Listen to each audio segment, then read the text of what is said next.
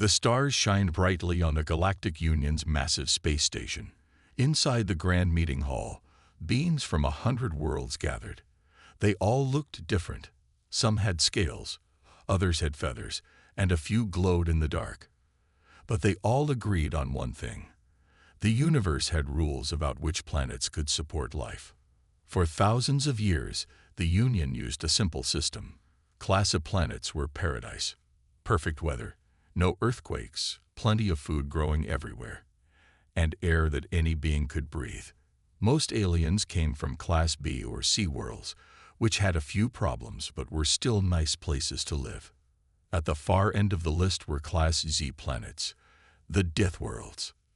These were horrible places where smart life could never grow. Too hot, too cold, too many disasters, or too many things that would eat you. The Union scientists joked about these planets. Imagine a creature trying to think while dodging lava and hurricanes. They would laugh. Then humans arrived. The first human spaceship appeared at the edge of Union space one ordinary day. After careful talks, Ambassador Ilara Zhang agreed to bring her ship to the main Union station. She was the first human most aliens had ever seen. A small being with dark hair and piercing eyes that missed nothing. The Union's top scientist, Professor Xenax, ran tests on the human data. His 6 eyes blinked rapidly as he stared at his screen. He ran the tests again and again. There must be a mistake, he muttered, his blue skin turning pale.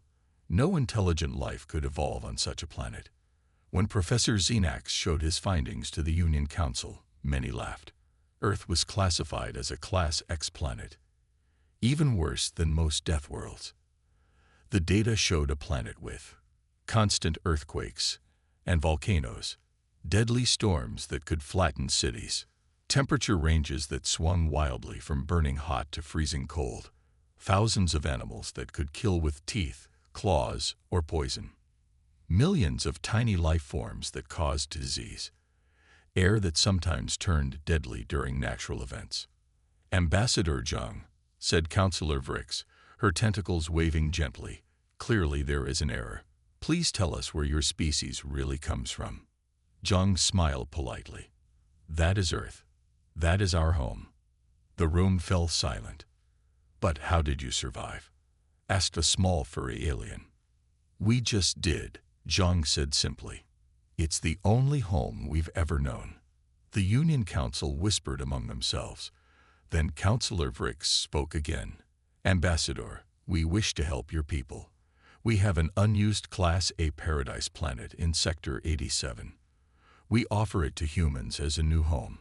No one should have to live on a death world. Zhang's mind raced. The Union didn't understand humans at all. They thought Earth was a horrible prison humans needed to escape. They had no idea that the challenges of Earth had made humans strong, clever, and adaptable. The Union is most generous, Zhang said, bowing slightly. We gratefully accept this gift. What Zhang didn't say was that she saw an opportunity. Humans could keep Earth as their secret advantage, while gaining a new world too. The Union would never expect what humans would do with their paradise. As she left the meeting, Zhang smiled to herself. The joke was about to be on the Galactic Union. The huge transport ship Horizon floated above the beautiful blue-green planet. 5,000 humans pressed against the viewing windows, their eyes wide with wonder. No one had ever seen a world so perfect. Welcome to Paradise 9, said Trilxar, the chief alien scientist. She was tall and bird-like, with soft feathers and gentle eyes. Your new home. Colony Director Marcus Chen nodded politely, but inside he felt strange. He had picked these 5,000 people carefully. Mountain climbers, wilderness experts, soldiers, and survivors. People who knew how to face challenges. Now he wondered if he had made a mistake. The temperature stays at exactly 75 degrees everywhere on the planet. Trilxar explained proudly. There are no earthquakes, no big storms, and every plant can be eaten safely. No storms at all? Asked Sarah Okafor, the colony's weather expert. Not even a little rain. We control the rain, Trilxar said. It falls gently for 1 hour each night while you sleep. Isn't that perfect? The humans exchanged looks. Chen saw doubt in their eyes. What about animals? Asked Miguel Reyes, the colony's hunter and security chief. We removed all dangerous creatures, Trilxar said. Nothing on this planet will hurt you. Miguel frowned. No hunting? Why would you need to hunt? Trilxar asked, confused. Food grows everywhere. As the first shuttles began landing on the planet, Chen watched his team unload their equipment. They had brought climbing gear, hunting tools, weather shelters, and emergency medical kits. Trilxar and the other aliens seemed confused by all this stuff. You won't need survival gear here, Trilxar said. This is paradise. Chen smiled politely. We like to be prepared. The first week on Paradise 9 was strange for the humans. They built their colony quickly, with help from amazing alien technology. The houses were perfect. The food grew easily. The weather was always the same, sunny and mild. At night, Chen walked through the colony. He saw lights on in many houses. People couldn't sleep. It's too quiet, explained Dr. Layla Patel, the colony doctor. Humans are used to hearing wind or rain or animals at night. Here, there's nothing. Chen nodded. And have you noticed the children? The colony's children had started building dirt hills to climb. They made obstacle courses and played games where they pretended to face dangers. Some had even started catching the small, harmless animals and pretending to hunt them. Humans need challenges, Dr. Patel said. It's in our blood. On the 10th day, Chen called a private meeting with his top team. Something isn't right about this planet, he said. It's too perfect. The soil is too even, said Farmer Rodriguez. On Earth, soil changes from place to place. Here it's all the same. The weather system feels artificial, added Sarah.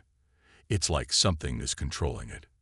The Union doesn't understand humans, Chen said. They think they've given us paradise, but they've put us in a cage with no locks. As the meeting ended, a small shake moved through the ground. Just a tiny tremor, barely noticeable. Was that?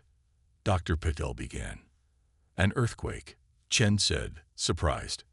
On a planet that's not supposed to have any. The aliens who were watching the colony began to panic, but Chen saw his people spring into action with excitement in their eyes. For the first time since landing, the humans looked alive. Paradise was changing, and the humans were ready. 6 months passed on Paradise 9. The human colony looked perfect from the outside. Shiny buildings stood in neat rows. Food grew in abundance. No one was hungry. No one was hurt. The aliens who watched over the humans seemed pleased. But inside the colony, things were different. Dr. Layla Patel sat in her office, looking at her medical records with a frown. More and more people were coming to see her each day. They couldn't sleep. They felt sad for no reason. They were angry and didn't know why. What's happening to my people? She asked herself. A knock came at her door. It was Trilxar, the alien scientist. Doctor, may I speak with you? Trilxar asked, her feathers ruffled with concern. Our monitors show that humans are not happy. We don't understand why. We gave you paradise. Dr. Patel sighed. Sit down, Trilxar. I need to explain something about humans. We didn't evolve to be comfortable all the time. Our bodies and minds expect challenges. Challenges. Trilxar blinked her large eyes. But challenges cause pain and suffering. They also cause growth and satisfaction. Dr. Patel explained. Without problems to solve, humans feel useless. Across the colony, Engineer Jamal Washington was having his own problems. He stood with Trilxar and 3 other aliens, watching a group of human children play. The children had built a tall climbing structure. They were racing to the top, sometimes falling and getting small scrapes. Their laughter rang out when they reached the highest point. This is dangerous play, said one of the aliens, his skin turning a worried purple color. Why do the small humans hurt themselves on purpose? They're not hurting themselves, Jamal explained. They're testing themselves, learning their limits, growing stronger. But our scans show the colony has plenty of safe play areas, the alien said. Jamal smiled. Safe isn't always what humans need. Meanwhile, Colony Director Chen was meeting with the science team. The news wasn't good. The plants are growing too fast, said botanist Ling. Without natural predators or disease, some species are taking over everything. And the weather is changing, added Sarah Okafor. The alien control systems can't handle the way human activity changes heat patterns. We're seeing strange clouds at the poles. Chen nodded. The Union built a perfect system, but perfect systems are rigid. They break easily when conditions change. Just then, the ground shook. Not a small tremor this time, but a real earthquake. Alarms began to sound. The aliens rushed in, panicking. This is impossible, cried Trilxar. This planet has never had geological activity. But Chen noticed something strange. His people weren't scared. They were quickly following the emergency plans they had practiced. Some even looked excited by the challenge. Deploy the emergency shelters, Chen ordered calmly. Check all buildings for damage. As the humans worked smoothly through the crisis, Trilxar watched in amazement. You were ready for this, she said. But how? We told you nothing bad would happen here. Chen looked at her with steady eyes. Humans are always ready for things to go wrong, Trilxar. It's how we survived Earth. As the earthquake subsided, Chen looked out at his colony. For the first time in months, the people looked truly alive. Their eyes were bright. They worked together with purpose. Humans don't need paradise, he whispered to himself. We need a world we can shape with our own hands. 1 year after humans arrived on Paradise 9, the perfect world wasn't perfect anymore. In the main science lab, Dr. Patel and botanist Ling looked through microscopes at plant samples. Their faces were serious. It's spreading faster, Ling said, pointing to a strange brown fungus.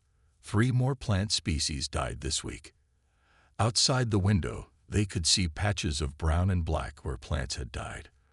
The once all-green landscape now looked sick in many places. Trilxar rushed into the lab, her feathers messy from worry. 5 other alien scientists followed her. This has never happened before, Trilxar said. No class A planet has ever had ecosystem collapse. Our models show it's impossible. Dr. Patel looked up from her microscope. Your models didn't include humans. What do you mean? Asked Trilxar. Humans change everything we touch, Dr. Patel explained. We don't just live in our environment. We interact with it constantly. In another part of the colony, engineer Jamal and weather expert Sarah stood on a hill watching strange storm clouds gather over the northern mountains. The weather control systems are failing, Sarah said. They can't handle the way humans have changed the heat patterns. Jamal nodded. The aliens made everything too perfect, too balanced. There was no room for change. Back in the lab, Dr. Patel made an important discovery. She called Colony Director Chen immediately. When Chen arrived, Dr. Patel showed him something in the microscope. See these tiny organisms? They're from human bodies, our natural bacteria and fungi that we brought from Earth. I don't understand, Chen said. Every human carries millions of tiny organisms inside and on their skin, Dr. Patel explained. They evolved on Earth, a harsh, competitive world. Now they're spreading into Paradise 9's environment. And the local life can't compete, Chen realized, because it never had to fight for survival. Exactly, Dr. Patel said. Our Earth microbes are too strong, too adaptable. They're overwhelming the perfect but weak ecosystem of this world. That night, Chen called a meeting with all the colony leaders. The situation was serious. The paradise is dying, Chen told them. And it's because of us. Our presence is too disruptive for such a perfectly balanced world. What do the aliens say? asked Security Chief Miguel. They want to evacuate us and quarantine the planet, Chen said. They think we've ruined their perfect world. So we have to leave? Asked Farmer Rodriguez, looking disappointed. No, Chen said with a small smile. I have another idea. We're humans. We don't run from problems. We solve them. He pointed to a map of the planet. The aliens removed all the natural challenges that make ecosystems strong. They took away predators, diseases, weather variations, all the things that drive evolution and adaptation. So what do we do? Asked Dr. Patel. We do what humans have always done, Chen said. We adapt.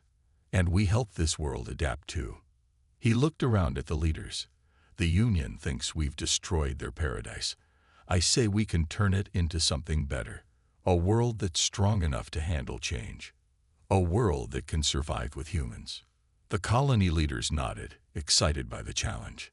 But will the aliens let us try? Asked Sarah. They don't have much choice, Chen said. This is our home now. And humans have never given up on a home before. The grand meeting hall of the Galactic Union buzzed with angry voices. Hundreds of alien representatives argued about Paradise 9 and its human problem.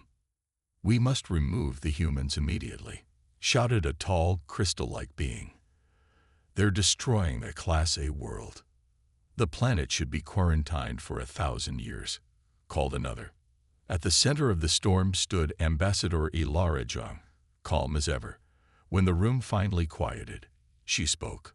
Honorable representatives of the Union, she said, humans didn't destroy your paradise. We simply showed that it wasn't paradise at all. It was a fragile illusion. How dare you? A jellyfish-like alien wobbled with anger. Real ecosystems need balance, Zhang continued. They need predators and prey, competition and cooperation, life and death. Without these forces, a world cannot adapt to changes. What are you suggesting? Asked Councillor Vrix. Let us fix it, Zhang said simply. Meanwhile, on Paradise 9, the humans had already begun their work. In the northern forests, Farmer Rodriguez led a team planting new types of trees. These will compete with the fast-growing species, he explained to Trilxar, who watched with worried eyes. Competition makes both plants stronger. In the eastern plains, Security Chief Miguel released small animals from Earth, rabbits, foxes, and birds. Predator and prey relationships, he told the shocked aliens. The cycle of life that makes ecosystems stable. At the central lake, Engineer Jamal adjusted machines that created small, controlled forest fires in remote areas. Fire clears out dead plants and lets new ones grow, he explained to horrified alien scientists. Many Earth plants actually need fire to spread their seeds. You're turning a paradise into a death world. Trilxar cried, her feathers puffing up in distress. Dr. Petal smiled gently at the alien. We're turning an unstable illusion into a sustainable reality. Life needs challenges to evolve and thrive. Back in the colony, Chen noticed something remarkable. The humans were changing too. People smiled more. They slept better. Children played with more joy and creativity. Working together to solve real problems had given everyone purpose. Our bodies are healthier too, Dr. Petal told Chen during their weekly meeting. Fighting off small amounts of new bacteria strengthens our immune systems. Physical work builds our muscles.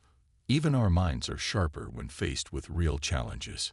The colony created special wilderness zones where humans could test themselves against more difficult conditions.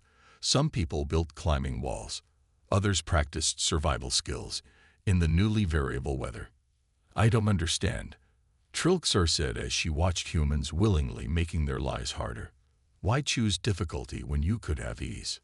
Chen smiled. Because difficulty makes us stronger. On Earth, we climbed mountains because they were there. We explored dangerous places to see what was on the other side. It's who we are. 3 months after they began their changes, the first signs of success appeared. The dying patches of plants began to recover. New species filled the empty spaces. The weather, while more variable, settled into natural patterns. It's working, Chen told his team proudly. We're not just surviving here anymore. We're helping this world thrive. The Union won't be happy, Dr. Patel warned. Chen smiled. Then it's time they learned what humans are really capable of. 2 years after the humans arrived on Paradise 9, a large Union research ship entered orbit. 12 of the galaxy's top scientists came to study what they called the Paradise 9 phenomenon. When they stepped off their shuttle, they couldn't believe their eyes. The planet had changed completely. This isn't a Class A world anymore, said Chief Researcher Zoltar, his 3 eyes blinking rapidly. Where once there had been a single green landscape, now there were different zones. Forests of varying trees, plains with tall grasses, mountains with snow on top, even a small desert area. Welcome to New Earth, said Colony Director Chen with a smile. That's what we call it now. The alien scientists spent weeks studying the planet. They found a complex web of life where different species kept each other in check. They measured weather patterns that changed but stayed within safe limits. They watched humans living happily in different environments. Each settlement adapted to its local conditions. It's impossible, Zoltar told his team. No species has ever transformed a planet so quickly and so successfully. In Chen's office, Ambassador Zhang met with the Union scientists. The time had come for humans to reveal their full story. There's something you should know about Earth, Zhang said. We didn't just survive on our Class X Deathworld. We mastered it.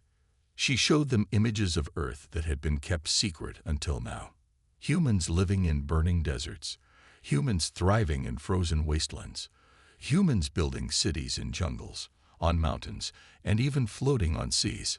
Your classification system is based on what your species can survive, Zhang explained. But humans don't just survive. We adapt. The Union scientists looked at each other in shock. But if humans consider Earth normal, began one scientist, and you transformed a Class A paradise because it was too easy, continued another. Then what does that say about your capabilities? Finished Zoltar, suddenly looking worried. News of the human achievement spread quickly across the galaxy. Many species were fascinated. Some were frightened. But all were impressed. The Union has received 7 requests for human consultation teams, Zhang told Chen during a video call. Planets with ecological problems want our help. Chen nodded. And how many security concerns have been raised about us? Zhang smiled slightly. More than I can count. Some species now see us as a potential threat. We're not a threat, Chen said firmly. We just want to find our place in the galaxy. Our place might be larger than we imagined, Zhang replied. The Union has never encountered a species that can thrive in so many different environments. On New Earth, the human colony celebrated its 2-year anniversary. Children who had been bored in paradise now played happily in the changing seasons. Adults who had been depressed now found purpose in meaningful work. Trilgsar, who had stayed to study humans, sat with Dr. Patel watching a group of humans plant trees on a hillside. I think I'd finally understand, Trilgsar said. You don't fear difficulty. You welcome it. It's the human way, Dr. Patel replied. We grow stronger through challenges. The Union has much to learn from humans, Trilgsar admitted. Dr. Patel smiled. And perhaps we have things to learn from you too. That's how it should be. Different species with different strengths working together. As the sun set on New Earth, the first stars appeared in the sky. The galaxy was opening up to humanity in ways no one had expected. And humanity was ready. The great dome of the Galactic Union's main science hall had never been so full. Beams from hundreds of worlds packed the seats. On the central platform stood Ambassador Ilara Zhang, facing the Scientific High Council.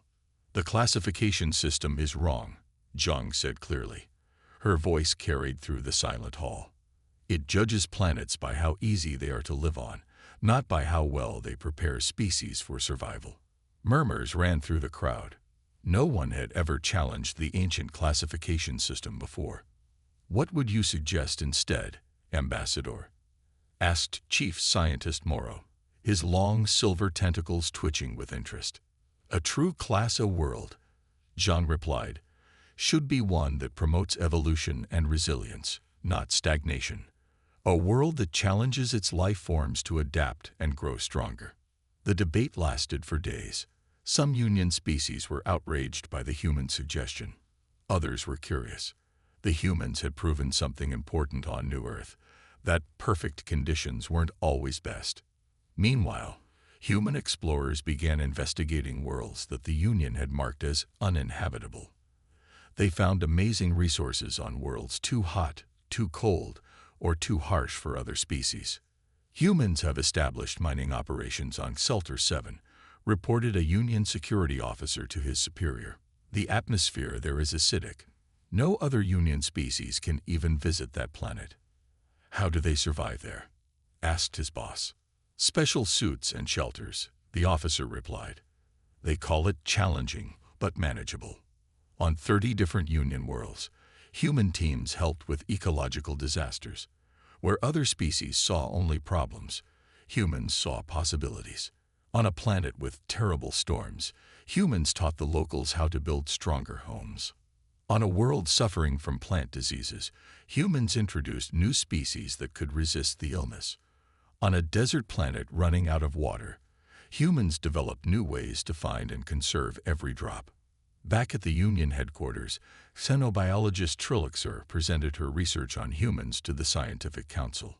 Humans evolved on a world with so many different dangers that adaptation itself became their main survival skill, she explained, showing images of Earth's many environments. They don't specialize in surviving specific conditions. They specialize in surviving change itself. The council members looked at each other with new understanding. "So humans aren't just unusually tough," said Councillor Vrix. "Their special ability is adaptability itself."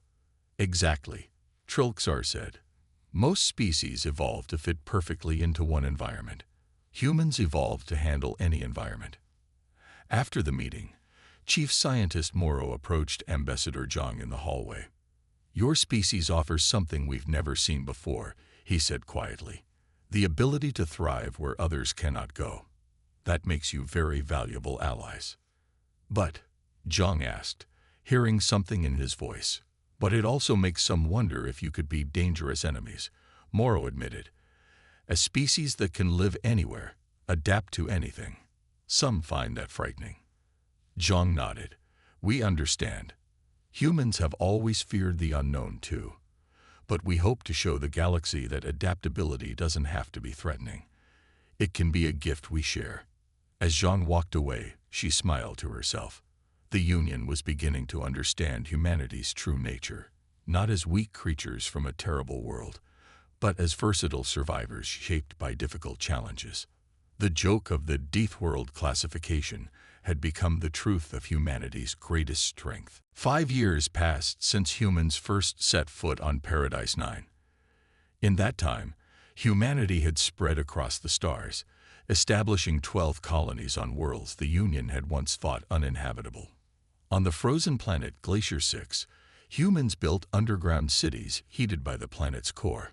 On the high-gravity world Titan 12, humans developed special exercise routines and diets that kept their bones strong. On the storm-swept ocean planet Aqua 9, humans created floating cities that rode the massive waves like surfers. Each colony adapted differently. Each found its own way to thrive in conditions that would kill most other species. In her new office at Union headquarters, High Commissioner Ilara Zhang, no longer just an ambassador, looked at a special document on her desk. It was about to change galactic history. "Are we ready?" asked her assistant. Zhang nodded. "Send them in." 3 alien beings entered the room. They looked nothing alike. One was tall with rocky skin. Another was short with thick fur. The third seemed to be made mostly of liquid in a special containment suit. "Welcome, representatives of Crucible Worlds," Zhang said. These 3 species had kept a secret for centuries. Like humans, they had evolved on harsh worlds. But fearing discrimination, they had hidden their true nature, pretending to come from nicer planets. "The galaxy is changing," said the rocky alien named Krull. "Because of humans, we can finally be honest about where we come from." Zhang smiled. "The Union has officially created a new classification: Crucible worlds, planets whose harsh conditions forge species with remarkable adaptability." "No more hiding," said the furry alien, Mickey. "No more shame." The liquid alien, Vosh, bubbled happily in its suit. "Together, we can help the galaxy in ways no one imagined." That same day on New Earth, Colony Director Chen, now Governor Chen, welcomed a strange group of visitors. 20 young aliens from different species stood nervously at the colony entrance. "Welcome to the first Galactic Exchange Program," Chen said warmly. "You are brave pioneers." These alien students had come to learn how humans lived, how they faced challenges, how they turned problems into opportunities. "We will start slowly," Chen assured them. "The climbing wall is only 10 feet tall." He pointed to where human children scrambled up and down the artificial cliff with ease. The alien students looked terrified but determined. "And the wilderness training only lasts 2 days," continued Chen. "Just enough time to learn basic survival skills." One skinny, blue alien raised a trembling hand. "Is it true we have to try human food? I heard it contains spices." The way he said spices made it sound like deadly poison. Chen laughed. "Yes, but we'll start you with mild foods. Maybe just a little pepper." As the orientation continued, Dr. Patel joined Chen. "How are they doing?" she asked. "Scared but excited," Chen replied. "Just like we were when we first went to space." Dr. Patel smiled. "The difference is, they're choosing the hard path. They want to learn what makes Deathworlders strong. And that's the greatest change of all," Chen said, watching as a brave alien student took her first steps up the climbing wall. "The galaxy no longer laughs at the idea of Deathworlders. They want to learn from us." As the alien student reached the top of the wall, her friends cheered. Her face showed the same thing human faces had shown throughout history when overcoming a challenge: pride, joy, and strength. "The paradox of humanity," Chen said quietly, "is that we are at our best when things are at their worst. And now the galaxy knows our secret." ****, the end****.